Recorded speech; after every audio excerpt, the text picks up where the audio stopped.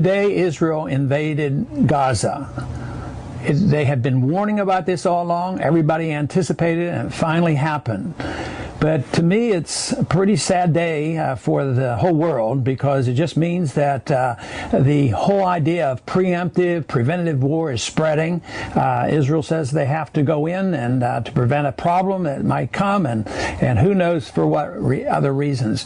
But you know, the position that we should hold is that we should be on neither side. This is a conflict that's been going on for not decades, but hundreds of years, if not thousands of years. The people there have been fighting, but we're right in the middle of it.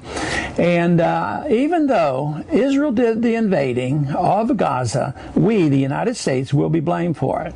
And there's some truth to this, because Israel depends on us. They depend on us economically. They depend on us for their military power and all their weapons. And they really got a green light from our administration. We have not said one word about the plan to go in. The plan has been there for a couple of weeks, and everybody knew it was going to happen. So we are participants, which it just means that we have just antagonized the Muslim Arab world even more so than ever before. And unfortunately, we'll suffer the consequences from this.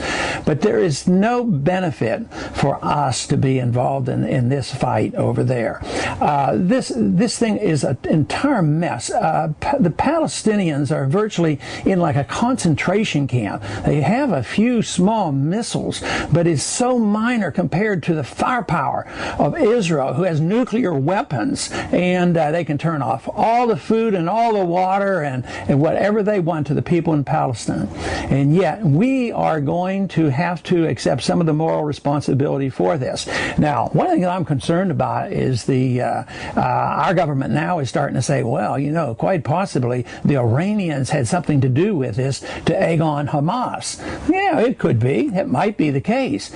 But this whole idea that we shouldn't have foreign powers involved, when you think of us being involved in Israel, it's sort of an academic issue right now. But this to me is something that is going to spread. It's very, very serious. And the Middle East is a powder keg.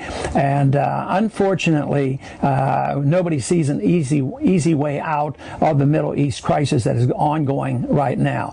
And it contributes to instability around the world. It contributes to the instability of our economic situation in this country today. We're involved in wars in Afghanistan. We're escalating the war there. We're pretending the war is over in Iraq, which it is not. And it's draining us. It's draining us emotionally, and certainly it's draining us financially. And as this whole area blows up, where are we even going to get the funds to keep this militarism going? And yet, nobody in Washington is really considering cutting back. Nobody's considering cutting back on the world empire. Everybody's frantic about the deficit. The deficit's totally out of control. It's anticipated that this fiscal year, the deficit, the national debt could increase by $2 trillion.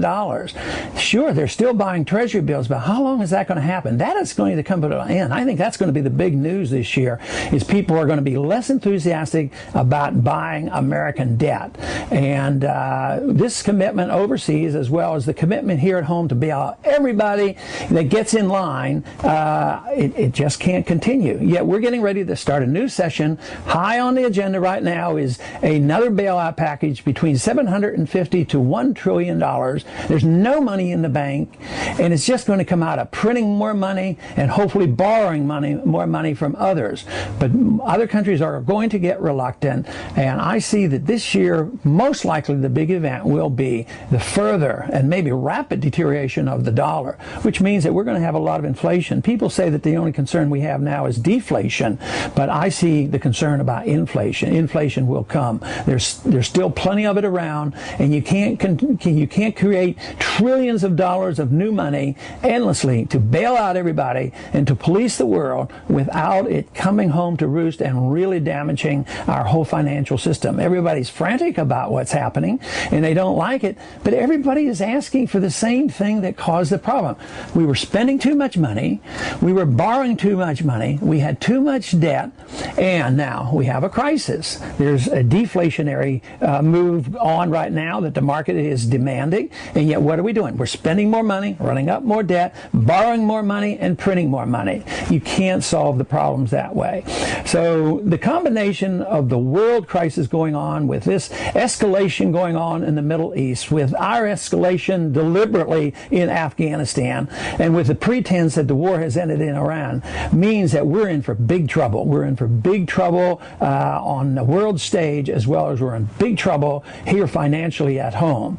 So though everybody is hopeful, and I would like to be hopeful with a new administration, a new Congress, and we wanted to change leadership, quite frankly, there's been no change in the philosophy of the leadership. The two parties, unfortunately, have both endorsed militarism abroad, the empire abroad, the idea of inflation with the monetary system, deficit financing, the welfare state.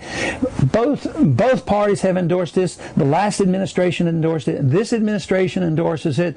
So the victims will be the innocent American people, and the real tragedy, it will be an attack on our personal liberties, because as governments get bigger, the economy flounders, and there's more chaos. What happens is government gets bigger, they get more authoritarian at the expense of the liberties of each and every individual.